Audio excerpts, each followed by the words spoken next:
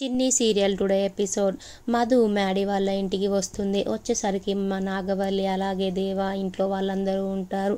అప్పుడు నాగవల్లి మధుని చూసి, ఎందుకు వచ్చావే, మా కుటుంబంలో మళ్ళీ ఎవరిని దూరం చేయడానికి నువ్వు మా ఇంటికి వచ్చావు అనేసి అంటుంది. మధు, నేను మీకు ఎవరిని దూరం చేయాలనుకోలేదాంటి అనేసి అంటుంది. అప్పుడు నాగవల్లి, చేసావుగా ఆల్రెడీ మ్యాడీని మాకు దూరం చేసావుగా అనేసి అంటుంది.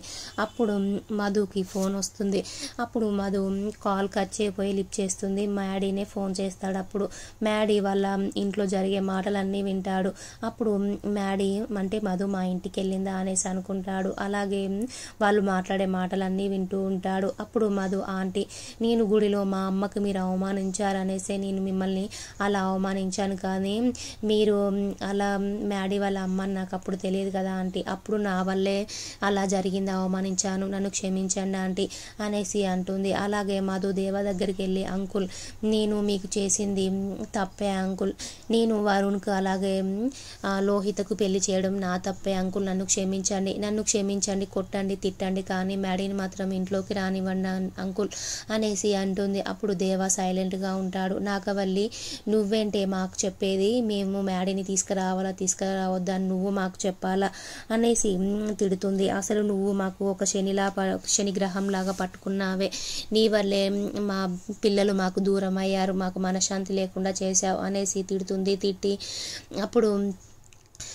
శ్రేయ, ఈ మధుతో మాటలేంటి అంటే మెడపట్టి బయటకు గంటే అనేసి అంటుంది. అప్పుడు వసంత కూడా, మన పిల్లల్ని మనకు దూరం చేసిన ఈ మధుని బయటకి గంటేయడమే మంచి పనేసి అని వసంత కూడా అంటుంది. అప్పుడు నాగవల్లి మధు మెడ పట్టుకొని బయటకు గంటేస్తుంటే మ్యాడీ వచ్చి పట్టుకుంటాడు.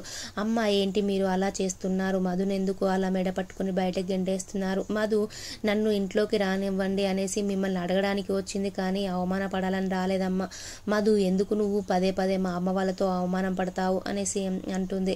అప్పుడు మధు, మీరు ఎలాగైనా ఈ ఇంటికి వచ్చి దీపావళి సెలబ్రేషన్స్ జరుపుకోవాలనేసి నేను మీ అమ్మ వాళ్ళతో మాట్లాడి మిమ్మల్ని ఇంట్లోకి తీసుకెళ్లాలనే మాట్లాడను మ్యాడీ అంటుంది. అప్పుడు నాగవల్లి ఎలా మాట్లాడుతుందో చూడు అనేసి అంటుంది. అప్పుడు మధు అన్నది కరెక్టే కదా అమ్మ అనేసి మ్యాడీ అంటాడు. అప్పుడు మ్యాడీ అలా సైలెన్స్గా ఉంటాడు. అప్పుడే ప్రెస్ వాళ్ళు వచ్చి, దేవేంద్ర వర్మ గారు, మీ అల్లుడు వేరే పెళ్లి చేసుకున్నాడంట కదా, మీరు మినిస్టర్ అమ్మాయితో ఎంగేజ్మెంట్ చేసుకుంటుంటే మీ అల్లుడు ఎవరితో పెళ్లి చేసుకున్నాడంట కదా అనేసి అంటాడు. అప్పుడు మ్యాడీ, ఇది ప్రెస్ మీట్లో అందరికీ నమస్కారం, ప్రెస్ మీట్ అంటే మా పర్సనల్ విషయాలు మీకు చెప్పవలసిన అవసరం లేదు, మేము మా పర్సనల్ విషయాలు కూడా మేము చెప్పము అనే, ప్రజల గురించి ప్రజల సమస్యల గురించి మా నాన్న మాట్లాడతాడు, కానీ మా ఇంట్లో సమస్యలు మీకు చెప్పం అనేసి అంటాడు. అప్పుడు దేవ, మ్యాడీ నువ్వు సైలెంట్గా ఉండు కొద్దిసేపు అనేసి అంటాడు. అలాగే నాగవల్లి కూడా, మ్యాడీ నాన్న చెప్పాడు కదా నాన్న నువ్వు సైలెంట్గా ఉండు అనేసి అంటుంది.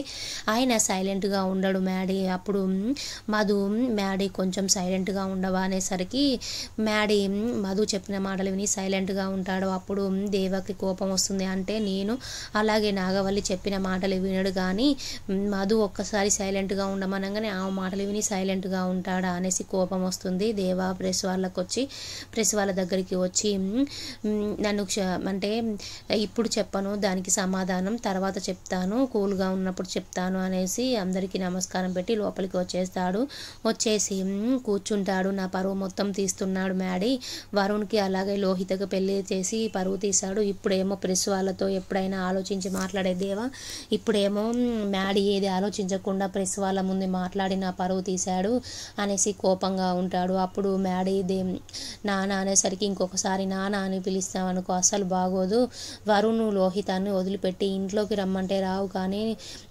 నువ్వెందుకు అలా మాట్లాడావు ప్రెస్ వాళ్ళ ముందు అనేసి అంటాడు. అప్పుడు నాగవల్లి, ఈ మధు చెప్పే మాటలు వింటావు కానీ అమ్మా నాన్న చెప్పే మాటలు మాత్రం వినవు, నువ్వు ఇంట్లోకి రా, వాళ్ళు లోహిత అలాగే వరుణ్ వాళ్ళిద్దరూ ఉంటారు, నువ్వు ఒక్కడు ఇంట్లోకి వచ్చే నాన్న అనేసి అంటుంది. అప్పుడు మ్యాడీ మాత్రం వినడు. అలాగే శ్రేయ వరుణ్ కూడా, అన్నయ్యతో ఉండకు మ్యాడీ బావ, నువ్వు వచ్చేయని శ్రేయ అంటుంది. వసంత కూడా, అన్నయ్య తప్పు చేశాడని నేను అన్నయ్యతో అన్నయ్య తప్పు చేయకపోయినా నేను అన్నయ్యతో ఉంటున్నాను. వరుణ్ తప్పు చేశాడు కాబట్టి నేను వరుణ్తో లేను. నేను అన్నయ్యని మాత్రం విడిచి వెళ్ళలేదు కదా.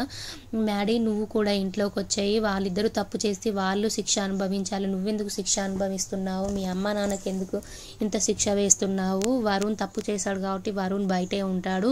నువ్వు వచ్చాయి నాన్న, మీ అమ్మ నాన్న బాగా బాధపడుతున్నారు అనేసి వసంత కూడా అంటుంది. కానీ మ్యాడీ మాత్రం మళ్ళీ మధు చేయి పట్టుకొని బయటకు వచ్చేస్తారు. అప్పుడు నాగవల్లి దేవకు చాలా కోపం వస్తుంది. అప్పుడు మ్యాడీ మధుని నా కోసం నువ్వెందుకు మా ఇంటికి వెళ్ళాలి? మా ఇంటికి వెళ్ళే ముందు నాకు ఒక్కసారి చెప్పనవసరం లేదా? ఎందుకు వెళ్ళావు మా ఇంటికి వెళ్ళి ఎన్ని అవమానాలు పడతావు అనేసి అంటాడు. అప్పుడు మధు ఇంకెన్ని అవమానాలు పడాలి మ్యాడీ మీకోసం? మీ అమ్మ నాన్న అన్న మాటలు మా అమ్మ నాన్నకి తెలిస్తే వాళ్ళు అసలు ఊరుకుంటారా? నన్ను తిడతారు వాళ్ళు. మీరు ఎలాగైనా మీరు ముగ్గురు మీ ఇంట్లోకి వెళ్ళాలి. అప్పుడే నాకు కొంచెం మనశ్శాంతిగా ఉంటుంది. మాది చిన్న పల్లెటూరు మ్యాడీ. మీరు మా ఇంట్లో ఉండడం వల్ల అందరూ ఏమనుకుంటారు? మా పరువు పోతుంది.